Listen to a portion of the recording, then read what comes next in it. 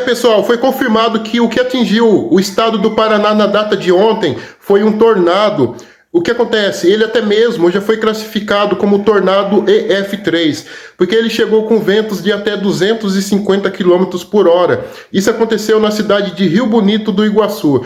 O que se sabe é que tem em média de 432 pessoas feridas e em média 4 pessoas sem vida. Muitas pessoas pensam que no Brasil não tem tornado, mas o que acontece? Há décadas já foram registrados 400 tornados em média, e esse que teve na data de ontem já entrou para a lista novamente. Se você gostou do vídeo, não esqueça de seguir aqui, deixar aqui o seu comentário e a sua opinião.